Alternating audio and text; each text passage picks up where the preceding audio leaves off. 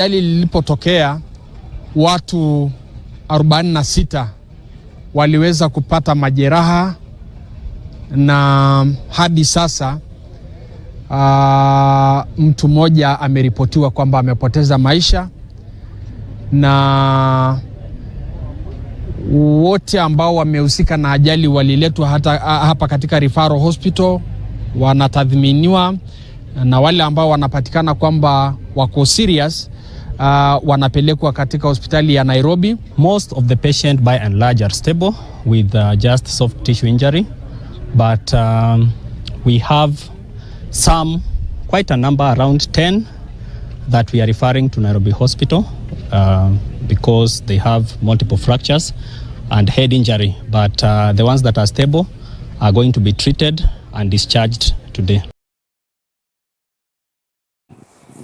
Now, President William Ruto has signed the Independent Electoral and Boundaries Commission IEBC bill into law. The bill, passed by Parliament following recommendations from the bipartisan committee's report, will facilitate the appointment of 6 new commissioners to help restore public confidence in the electoral system. The President has been under pressure from the Gen Z to appoint IEBC commissioners to begin the process of removing members of Parliament who have violated Kenyans' wishes by passing the 2024 Finance Bill. The ceremony took place at KICC and was attended by opposition leaders led by Raila Odinga.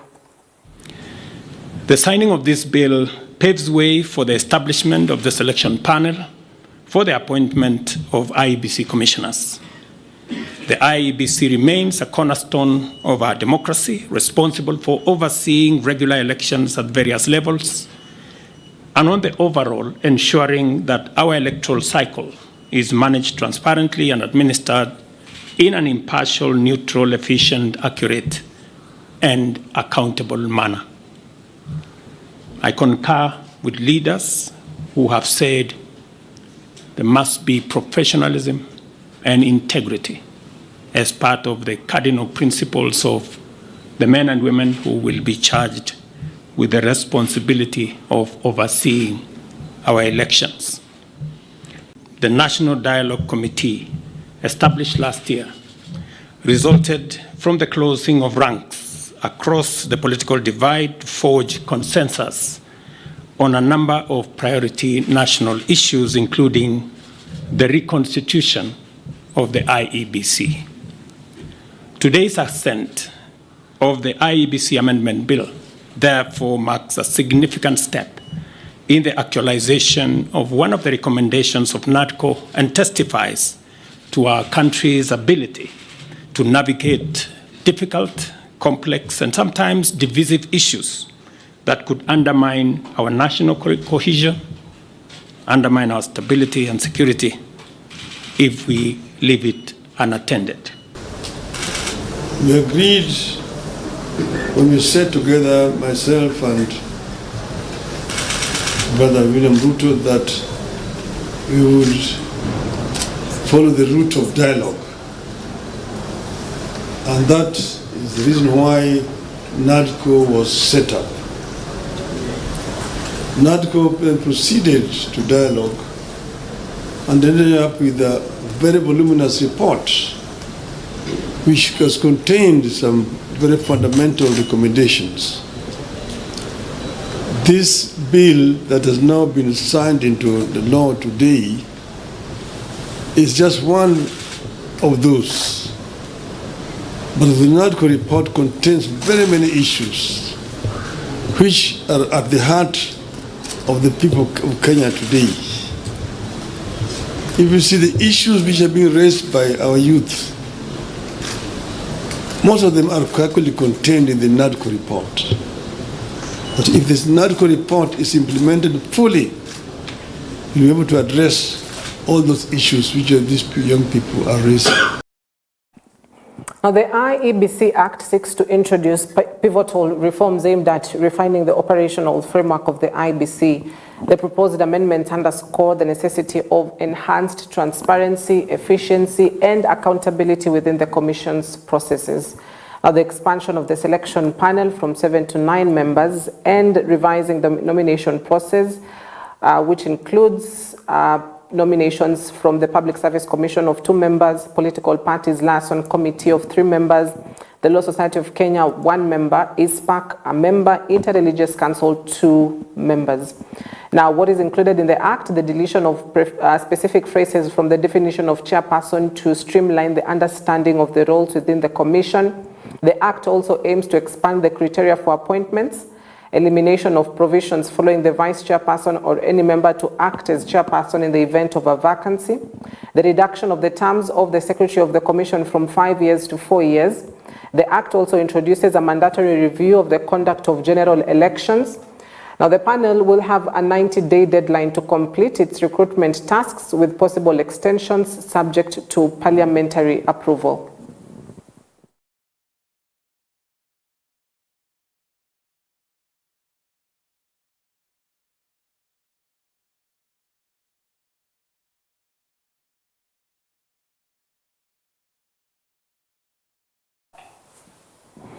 Now, President William Ruto and the opposition leader Raila Odinga have urged the youth to select 50 people to participate in a dialogue involving 150 individuals to find solutions to the national challenges.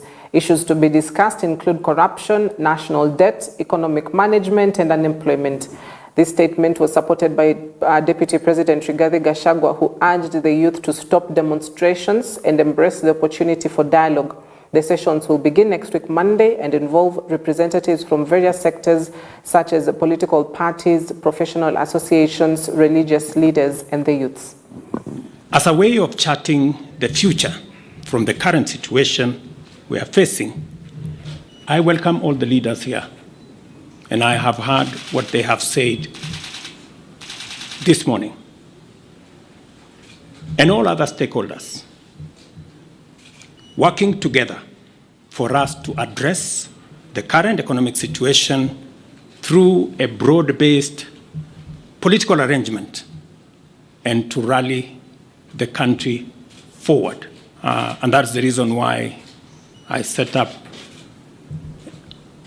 a committee to work and audit our debt, for us to interrogate our expenditure, and for us to work on anti-corruption. I want to encourage Parliament to expedite the conflict of interest bill that will support our anti-corruption measures, especially in relation to public officers. And I am hopeful that these are some of the conversations that we will be engaged in going forward.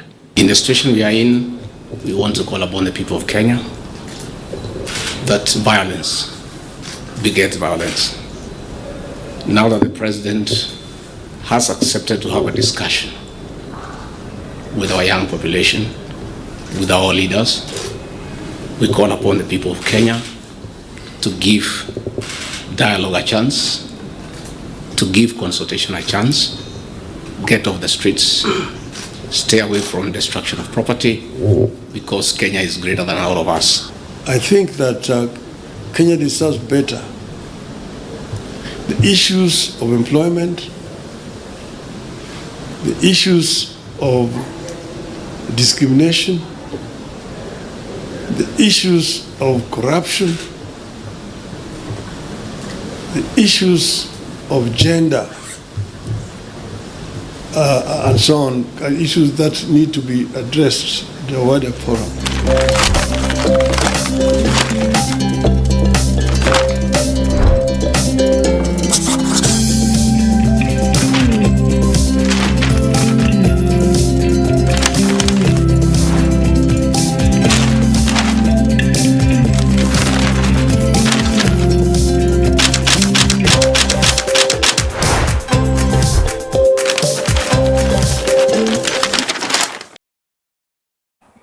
All right, the newspapers, let's take a look at who is making headlines or what is making headlines.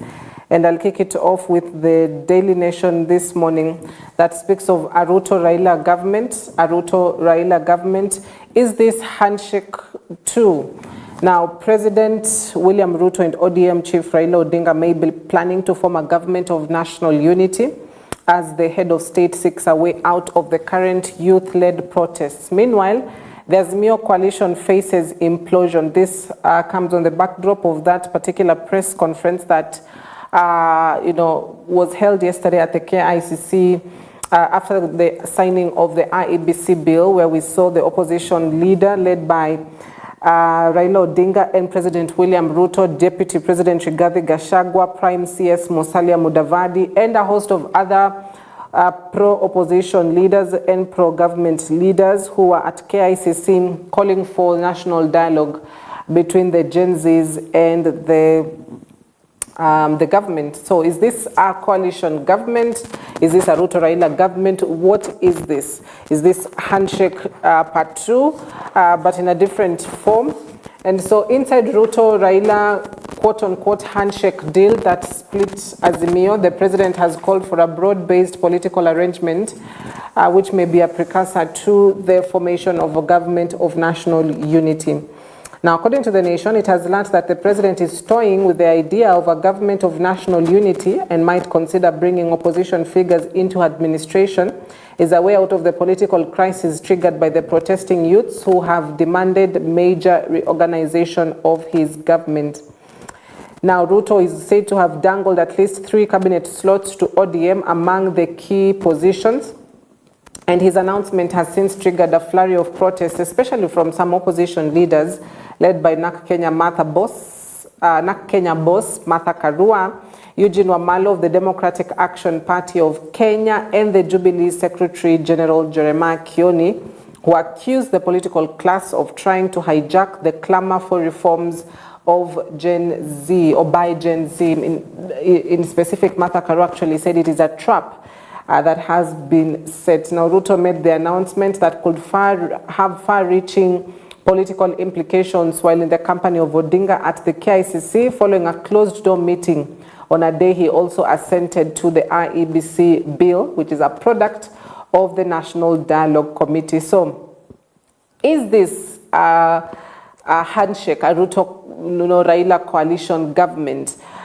Which is one of the big questions, following months of quiet, I'd say, from the Azimio leader who is gunning to become the African Union Commission chairperson. Now, for you to become that AUC chairperson, you have to be nominated by the country. Now, whose country is Kenya? And so that means the Kenya Kwanza government, or at least President William Ruto, has to have a big hand to play in that role of the AUC job. And also comes on the backdrop of a first handshake that we saw in 2018, on March 7th to be precise, on the steps of Harambee House, where Odinga and the then former president, or the then president Uhuru Kenyatta, shook hands in what became a historic time in Kenya's history, which gave birth to a lot of political inclinations and consequences in the years to come. And so this now brings or changes the script completely politically for the country. As you know, it now sounds like it's Ruto Raila versus the youths who say they do not want to have any dialogue, but on the other hand, the leaders say dialogue is the way to be. So a Ruto Raila government, that is the big question that is being asked on the Daily Nation this morning, even as the president announces 6 days of dialogues and youths reject the talks. Also, top of the page, groundwork laid for appointment of a new look IEBC. Now, the head of state yesterday appended his signature to the Independent Electoral and Boundaries Commission Amendment Bill of 2024, effectively making it law and setting the stage for the reconstitution of the polls agency that has been operating without commissioners. Now, some constituencies and wards in the country do not have representation simply because there's no one to conduct the elections. The elections have to be conducted when the IBC is fully constituted with commissioners. So this particular bill paves the way for the nomination and appointment of IBC selection panel, who then pave the way for the advertising, shortlisting, interviews, and furthermore, nomination or appointment of the IEBC commissioners in place, which can now begin a series of processes, including perhaps recalling of members of parliament, the by-elections to be conducted, and so forth, so on. So those are the headlines on the Daily Nation. Now let's get to the Standard, a newspaper that speaks of Gen Z backlash. The Standard newspaper that speaks of Gen Z backlash. President William Ruto must have thought signing the IEBC amendment bill at KICC and with the opposition present would placate the protests. It angered them more. The youth feel those present at the face of what they are fighting, and even the children of the leaders scorned at them.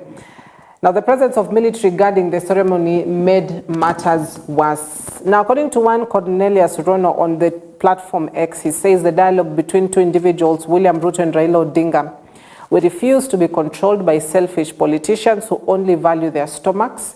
Gen Zs and millennials are taking the bull by the horns. Now, Duke Mtambo, also another user on X, says political class regrouping to secure their selfish interest through an opposition handshake. But what we want to tell Raila Odinga is that those Hamlet's youths didn't die on the streets for senseless dialogues. Raila, who are we? You're not our leader. Now, one more says, we thank Raila for everything he has done for this nation, but this is no longer his battle. Mzee atulie ama pia yeye tumpe salamu mbili tatu hapa na pale. And then finally, Raila Odinga Jr., that's the son to Raila Odinga, says, everybody's an individual, please. Even people with the same exact names. So there's been a lot of backlash online. If you're alive to social media, you would have seen it, particularly after it was announced that there will be dialogue between these two leaders. And a lot of youth said, you know, the dialogue is basically meaningless unless the government comes out rightfully. And one says there was police brutality, two condemns the police brutality, three takes accountability of some of the police brutality and the deaths that were recorded, about 41 of them. And so they say this is now the first step really that needs to be done. But largely they say no dialogue at all. What they want is the government to step down, some of these key parastatal heads to step down, some of the key cabinet secretaries to step down from office for failing to take accountability in issues governance. Also for members of parliament who will really be at the receiving end of this backlash, you know, just some of the names you see being put out that will be recalled. So Ruto public show as he sets the ball rolling for the recall of errant leaders and backlash. Ruto's approach fails to ease heat against the government. Also top of the page, it talks of radical changes to IEBC expected to follow soon, following the signing into law of the IEBC bill. And that is the headline on the Standard newspaper this morning. And those are your newspaper headlines.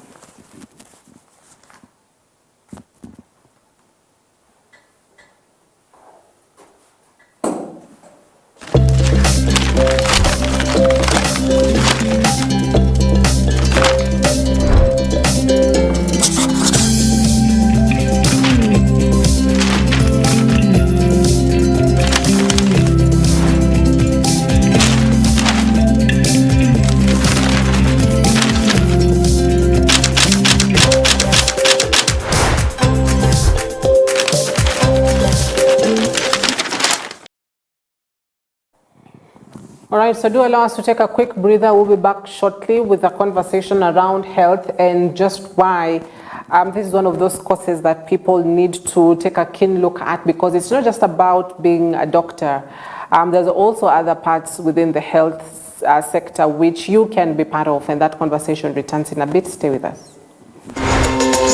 As a student or as an attendee in the institute, to be able to upskill your personal level, be able to be proficient in the home care setup as well as in the hospital setup as a nurse. We extend a warm invitation to join us at Barron Institute and shape your career trajectory. My name is Lynette Gaki, a student at Barron Institute. My name is Mwen Karioki Mwangi, and I am an ongoing student at Barron's Institute. I've learned a lot of skills. I have known how to take vitals and the meaning of vitals, signs, first aid, and how I should take the first aid. It's a nice experience. Learning in this school, it's so fun. For further inquiries, contact us at 07018279196. Come and be a Baron. Unleash your potential.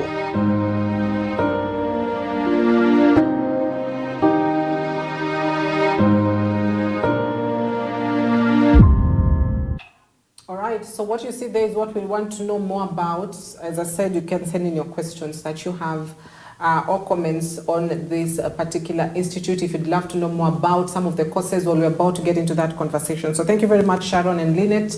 Let's just get started. Sharon, you run the healthcare program at Barron's Training Institute. And those that are hearing about this institute for the first time, maybe you can give us a bit of background about what the school is, what the institute is all about. Okay, the institute is called Barron's Training Institute, as you have seen. Yes. We are located in Karen off Magadi Road, just after Catholic University. And how we started this, we were first a hostel where we catered for the close university students around. That was Catholic University, MMU, JKUAT Karen. Yes, those are the universities we used to cater for, the hostels. Then after that, we saw a need for education. We saw a need to start something, especially in the healthcare program, because it was a program that was becoming was growing, and we saw a need for that. So we started it just after COVID, 2021, 2022. We have run, this is our second year running this program. Right. Yes. So far, how has it been, if you're able to take stock of the 2 years? Wow, it's an amazing journey because number one, okay, I'm a nurse by profession and I love imparting knowledge to the students. A few things here and there. You don't always get good students. Now, instilling that character, the personality, getting to grow with them, to make sure that growth happens with them, getting to instill that discipline in them. It has been challenging, but it's a journey that I would do it again. You'll do it again? Yeah, I would do it all over again. Okay, we'll come back to you and just speak about now the specifics of the courses and you know, what's unique about them. But Lynette, you're a student there. Take us back to when you first heard about the institute and what led you to joining Barron's. As you have heard, it's a nice school. So for me, I heard from a friend, and she told me how she had gone through the school and stuff. So I had to go search it on social media, and that's when I got more information about the school. So I wanted to try it and get to know more. And since I'm also passionate in the healthcare, I wanted to try it, and it's a nice experience at that school. Right. You know, is this a career that you always wanted to get into when you were still young, and you just got a platform that you were able to join and do it? Yeah. Actually, nursing was one of the careers that I really admired, and I wanted to do it. And since I saw it's not about the years and stuff, but as I said, I researched about it, and I saw the type of careers they're offering is what I wanted. So I wanted to try it, and it's nice. And it's nice. All right. So Sharon, you know, I've been able to take a look at some of your profile. You know, you're accredited by NITA. You're also accredited by TVET. Can you speak about the importance of an institution getting those types of accreditations, just to be able to put a lot of emphasis on how authentic the school is? Okay, it is important for the school to get accreditation by both, and if there's any other accreditation, it is important because you get authenticity. Then those institutions are the ones that govern, they're the ones that give you the curriculum in which you're supposed to teach the students, and they make sure there is what you're teaching is actually the right thing. Some schools teach Okay, I can wake up in the morning and decide to start a school and decide to teach whatever, but I don't have a body that governs me, gives me the curriculum that I need, gives me the policies and regulations that I need, gives me what is supposed to happen. And after the exams, we do the exams, how do we know that I gave the right exam? So if you are not accredited by these bodies, you will not be able to know the curriculum, how to set the exams. Yes, that's the importance of accreditation. Yeah, and I think you mentioned a very important point, because at this age and era, we've got so many schools that are coming up, and some people do join. They've not been able to really take a keen look at the profile and make sure that they are accredited, so that you don't find yourself, you've done a 1-year, 2-year course, then at the end of the day you do not have, the certificate is not really recognized. And so very important in terms of curriculum and policies. Has that been a big boost for you as a school, and the number of people that are now willing to really get into class and sit and take the classes? Yes, it has been a big boost for me, because most of the majority of the people who come, they'll ask, are you accredited? Are you accredited? Once they see that you're accredited, they're able to join the institution. All right. Yes. Okay, let's take a look at now the curriculum and some of the courses that you offered, which are quite, immense and many for that matter. So I'll use you as my role model today. You'll do a course by course and just explain what it is about, what it involves, and how long it is. So you can go ahead with the first course. All right, so I'll look, the first course will be the healthcare assistant. Yeah. All right, so the healthcare assistant, we have two, the healthcare assistant, which runs for 6 months, and the health support services. Now the healthcare assistant, this one runs for 6 months, and it's basically 3 months theory, 3 months practical in a hospital setup. Yeah. Yes. The courses are, it's anatomy and physiology that is done in that. Pharmacology, you get to know the anatomy, your body. Basically, anatomy is, in secondary school used to call it biology, but now this one is deeper. Yeah, it goes how anatomy is, how your body is, the physiology, and the conditions associated with that body system. Right. Then we have pharmacology. Okay, before we move to the next one. So with this particular kind of course, which is on the healthcare assistant, what should we expect that they'll be doing in hospital? They'll be assisting the nurse.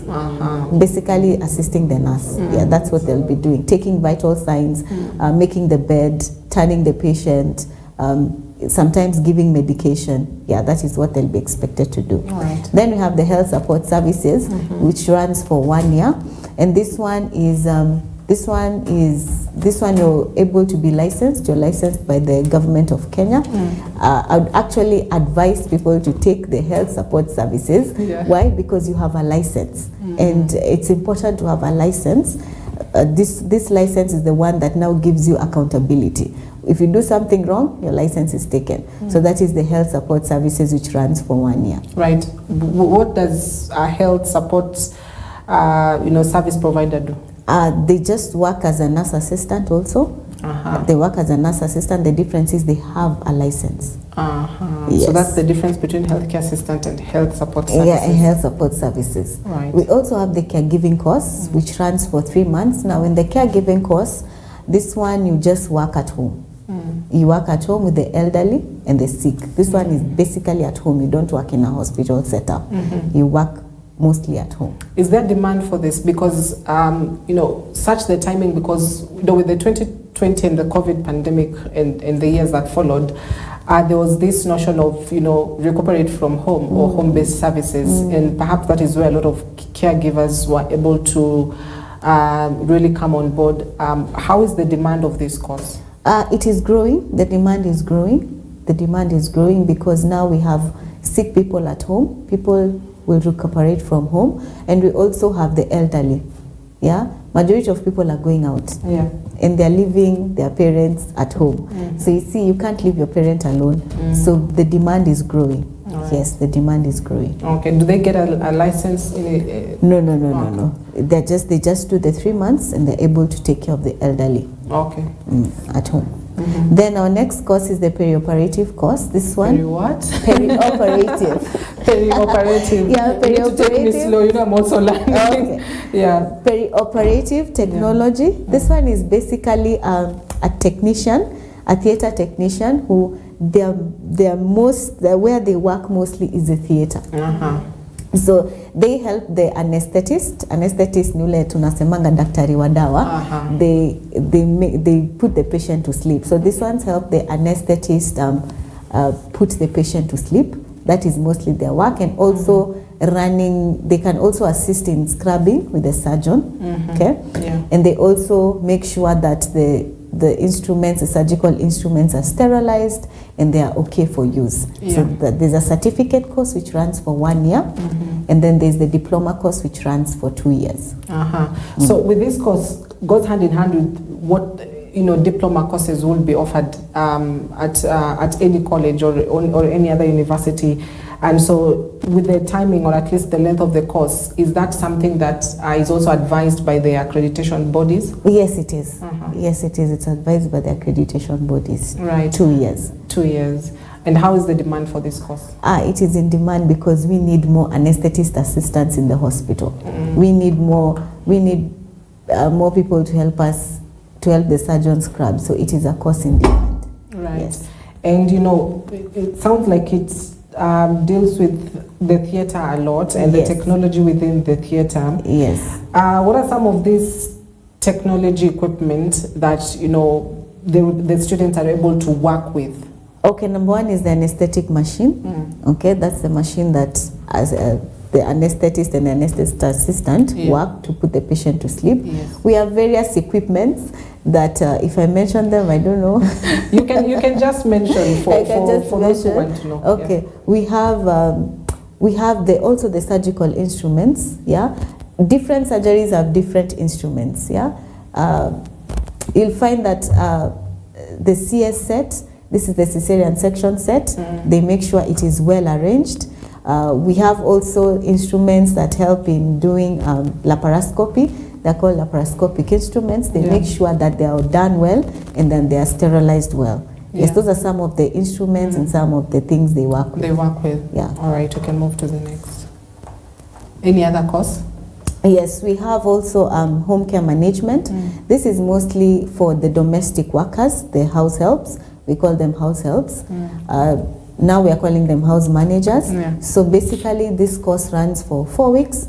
So 3 weeks training, and then the last week is exams. These ones are we usually mostly send them to the Gulf countries, Saudi Arabia mostly. I'm sure you've heard of. There's actually a huge demand for that from Kenya. Very huge demand, yes. So we train them and they're able to be sent to the different countries. Saudi Arabia, Dubai, Qatar, but mostly we train them for the Saudi market. Right, and the course is 4 weeks. Yes. What do you train them in? What do you train them to do? Okay, so the training is usually number one, pre-departure. When you talk about pre-departure, we're talking about what to expect in Saudi Arabia, given that it's number one, an Islamic state, and given that their culture is not the same as ours. Different food, different people. You're not supposed to look the man in the it's just a different setting altogether. So we teach them that.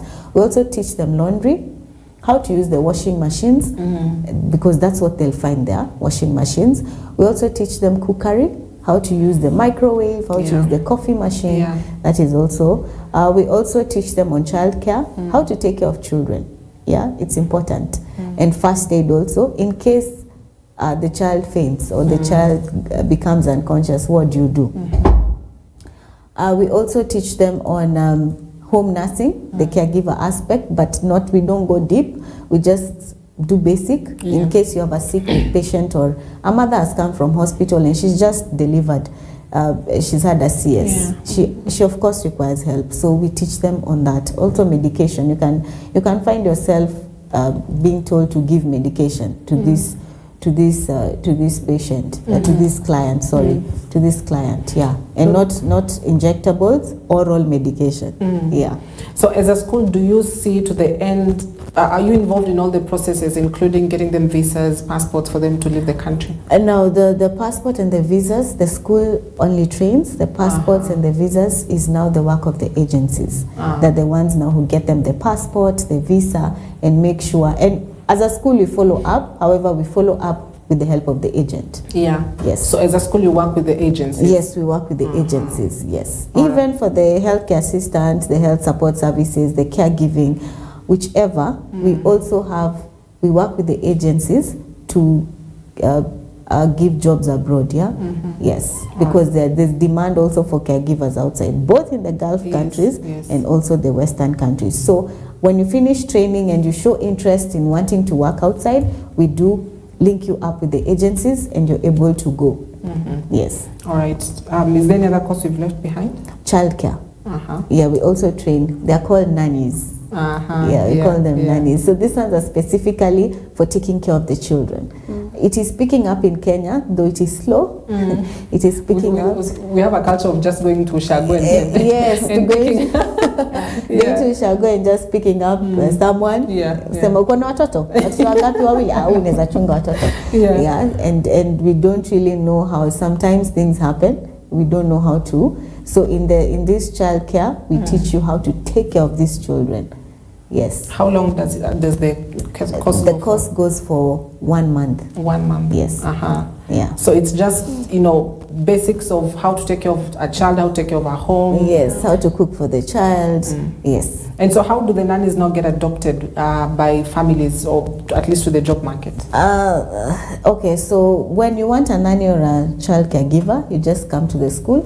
You tell us you want a nanny or a child caregiver, and you're able to link you up with one.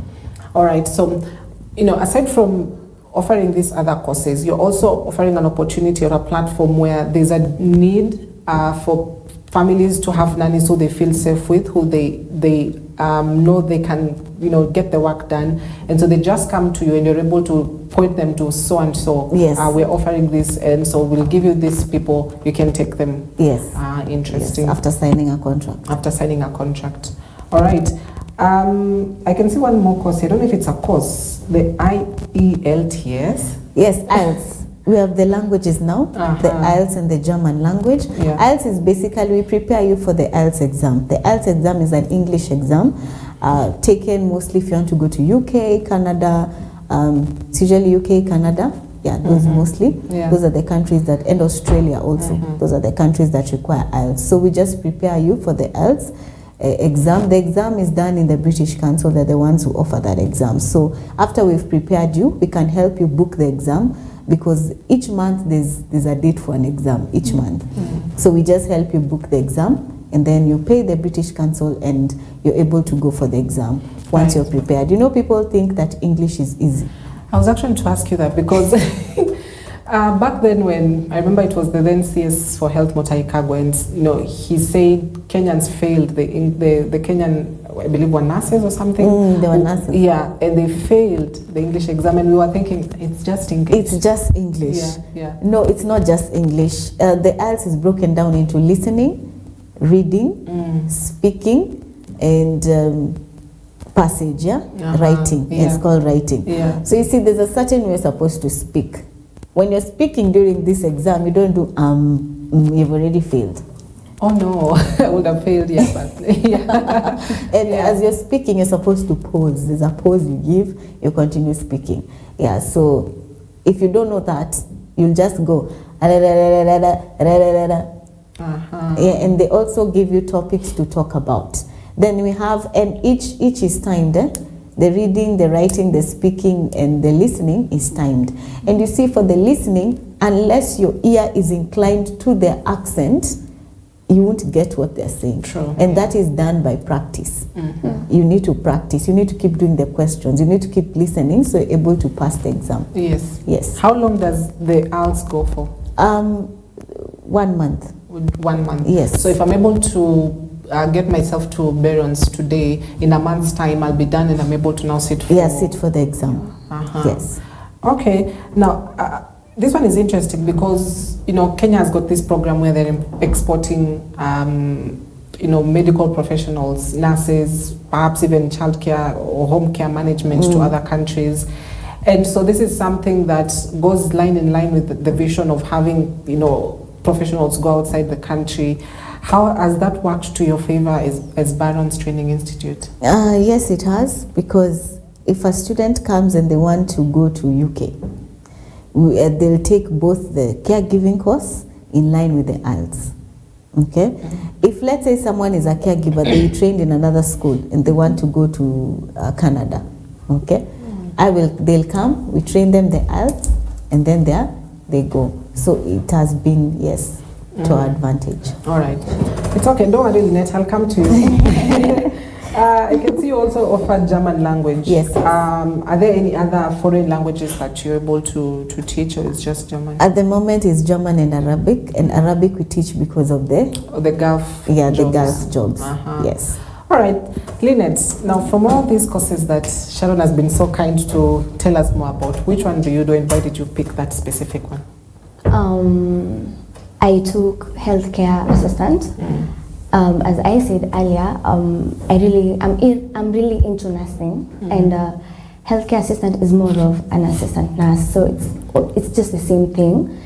The only difference is that I'm assisting the nurse actually. So if the nurse is doing something, I'm always there by her side, I'm at his side, trying to help. Yeah, that's why I took that. Right.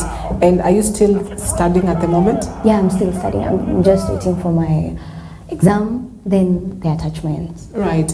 I'll come back to you on the attachment, Sharon, just to understand how that works. But just from this class that you're in, you know, what do the people, you know, what is the attitude like for the students who are in the same class as you, who are pursuing this healthcare assistant, you know, because you're going to be assistants to nurses, more or less doing almost the same jobs. What is the attitude from peers that you're in the classroom with?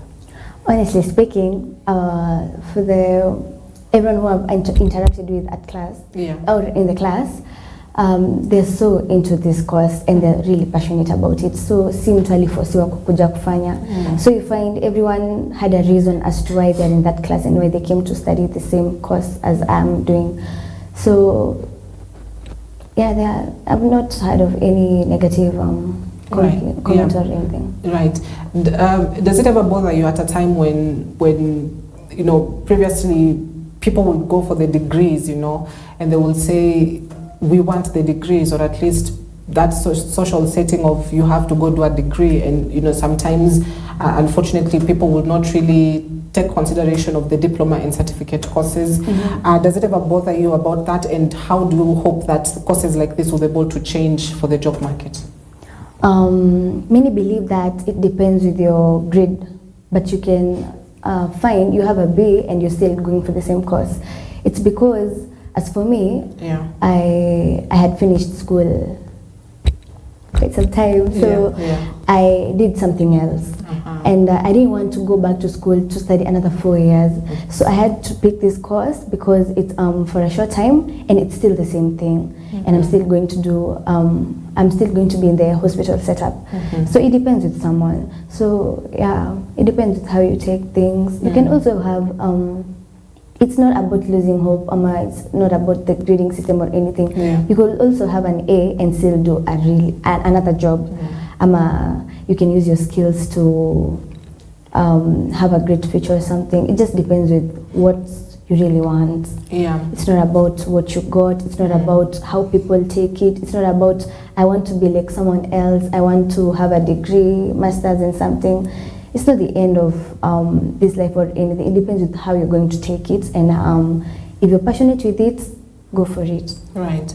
As a student, you know, as a person that is acquiring this knowledge on healthcare assistants, did you see a demand for it before you enrolled for the class, or at least do you see it now as well? Actually, nursing, it's really on demand. And I decided to do it because it's something I've been thinking of for quite some time. So I didn't let the negative comments or the wenyetu usema ati this is a course that has many people, so finding job, it's really hard.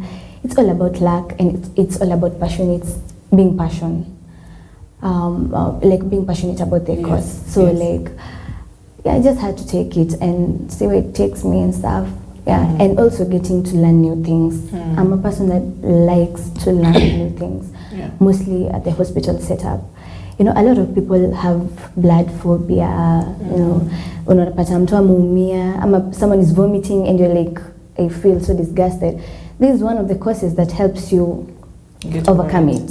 Yeah. So if you're a blood phobia person, ama when someone is vomiting, ama you're like the caregivings, you're able to change napkins and stuff, and you're like, you're disgusted all the time. These are the causes that can help you overcome it.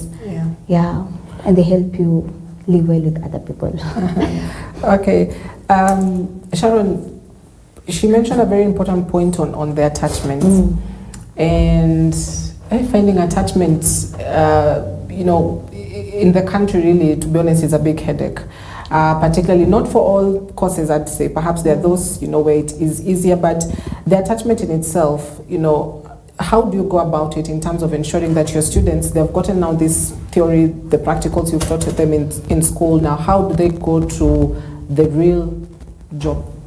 Okay, so number one is the school that looks for the attachment for you, because if you go as an individual, it will be hard. True. Yeah. So we have an MOU with different hospitals that we send our students to. So it's okay, you can mention the hospitals. Yes. Yeah. We have Wama Hospital, we have Guru Nanak Hospital, we have Thika, that's St. Mulumba Hospital, and we have St. Fatima Hospital. So those are the ones that you're working with at the moment. Yes, our students are there, and we have a memorandum of understanding with them. Yeah. How often would you find that there's a student that went for attachment, or at least that post internship post school, and they were also able to just go get a job as they move on with life? The ones that I have in the hospitals or somewhere else? In the hospitals or somewhere else? Okay, somewhere else. I have had various students who they finish and they have gone to work. Number one, it also depends on your discipline. You see, I believe in favor. Yes. I'm a born again Christian and I believe in favor. And I also believe if you respect authority and they speak over your life, and the favor I carry, I'm sure also I hand it over to them, they will be able to just transition and get a job. Yes, I've seen quite a few finished, didn't even stay 1 month, gotten a job. I've also seen others who have tarmacked for a very long time. So it just depends on, number one, your discipline. We really emphasize on the discipline aspect, because this is a healthcare course. If you're not disciplined, I don't think you can be able to even hack this course. Yeah. It just needs discipline. It just needs discipline. You're going to deal with other people. You're going to deal with people in pain. If you're not patient, you're not disciplined, you're not going to hack it. And you're also going to deal with the elderly. Those ones who have dementia, Alzheimer's. If you're not patient, you're not disciplined, you're not going to hack it. Yeah. All right. Now, what about the intakes that do happen? Does it matter what grade one scored in their KCSE, or the doors are open for anyone? Provided you scored a D, and is it below D, C, is it above? D and above. D and above. D and above. The doors are open for you. There's no course you won't do. You can pick the courses you do.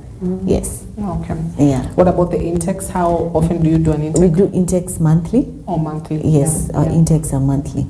For the diploma courses are in May and September, but the other certificate courses are monthly. So if I want to do a diploma in healthcare assistant or a diploma in perioperative theatre technology, you said May and? For the diploma in perioperative, the theatre technician is May and September. May and September. Yeah, and January also. January, May and September. A diploma in the health, these are called the health support services, it is monthly. Yeah. All right, so there's that really cognitive difference that people really need to understand, so that if I want to do a perioperative theatre, I know that if I come in the January month or May or September, I'll be able to start my course. Yes. Okay, so I'd love us to take a quick breather, but when we come back, we'll just wrap it up so that we understand, you know, if they want to contact you, how do they do that, as well as any more information that we will be getting on the other side of this interview. So stay with us, we'll be back shortly.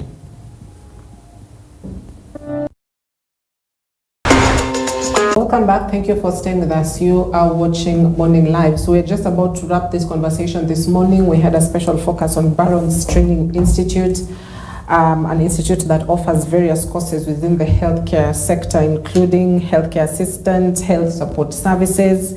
We've got a caregiving course that is also offered at the institute. Talk about perioperative technology, where you can work as a theatre technician. We've also got the home care management, child care, and I believe IELTS. I don't know if I pronounced it. IELTS, if I pronounced it correctly right there, IELTS. And that is for the languages, particularly for the English language. If you're intending to work in the UK, in Canada, or in Australia, well, there's a language test you have to go through, which involves listening, reading, speaking, as well as passage. So they offer those multiple courses. Sharon, as we wrap this conversation up, if we could talk about, you know, how they can get you, if they want to get more information. Perhaps there's somebody who's still trying to catch up with what we are saying and they want to get more information, they want to contact you, they want to visit you. How do they do that? If you want to contact, the number is 0701 827 196. That is the number. We have social media. We have Facebook, Instagram. Yeah. You can get us through that also. At Barron's Training Institute? Yes, it's Barron's Village Institute. Yes, that's the name on Facebook and Instagram. If you want to visit us, we are located Karen off Magadi Road, just after Catholic University. Once you call the number, you'll be able to be given directions. It's easy. It's just on the road. You'll be able to visit. Yeah. Yes, just on the road. You know, Lynette, maybe you can talk to young ladies, young men who would want to, they're men who have enrolled for these courses, right? Yes. Yeah, so if you can speak to them and on just assuring them that, you know, this is perhaps the future, not to disencourage you, but, you know, university is now becoming a bit expensive, and there are many, the truth is that who will not be able to afford 600,000 shillings in a year or $500,000 in a year. But there are courses that they can do, like these courses that are offered at Barron's. You can speak to them on just why they need to come to Barron's. What I can say is, do never give up in this life. If you're passionate in nursing or the healthcare courses, you can always come to our school. It offers great, we are having great studies there. We have great teachers there. We're getting great experience. It's just the same as going to the campus. The only difference is that you're going to be there for a short time, but the knowledge is still the same thing. So it doesn't matter what you got, whatever people are telling you about, until they went to KCA or something, you can still go and still come back to our school and do these courses. So long as you're passionate, everything is possible. Yeah. So Sharon, final word, is there a vision of expanding, perhaps bringing in more courses which will be offered in the school? Yes, there's a vision of expanding. Now to go to the nursing side. Let's say 3 years, 3 years time. Yes, to now go to the nursing side of it. Yeah, we are hopeful, and I know with God everything is possible. I'd also want to say and encourage, we not only teach you and give you skills, we also have counseling services, where you're able to talk to us. Hii maisha ni ngumu, imekuwa ngumu kidogo. Imekuwa ngumu kidogo. So we speak, we engage. You get to talk to each other, encourage each other. Yeah, that we also offer those services. And also a few things like Bible study. We used to have Bible study. It stopped because of a few things here and there. However, we are bringing it up, whereby we also, other than skills, instill the word of God into spiritual knowledge into these students. It's important. Prayer is important. Prayer is very important in this life. It's important. I've seen it do wonders, and I would like also to share the same with the students that go through me. Yeah, and we also have hostels, accommodation, but no food. Food is you buy for yourself. There's a cafeteria there you can buy for yourself. Food is buying for yourself. We just have hostels where you can sleep if you come from far. Yes. For those who come from near, can do day schooling. Yeah, can do day schooling. All right. Thank you very much, wow, I almost said gentlemen and ladies. Ladies, for your time this morning. Sharon Bonditi, who runs the healthcare program at Barron's Training Institute, as well as Lynette Gaki, who's a student as well at the Barron's Training Institute. Thank you very much for your company and for your time this morning to shed more light on what is offered at Barron's Training Institute. And so there you have it, ladies and gentlemen. If you want to know more, you can contact them through the numbers that they've been able to provide, but also the adverts runs on EBN TV, and you'll be able to get a glimpse of that as well. Reach out, questions, comments that you've got concerning these courses that I've been able to explain in detail about, and they'll be able to guide you on what you need to do. If you don't know what to do, whether it's childcare, whether it's healthcare assistant, whether it's healthcare or health support services, you can also reach them out, and they'll be able to guide you on what you can do. So we wrap it up at that point this morning. Thank you for watching. My name is Cynthia Nanjala. Have yourself a fantastic morning.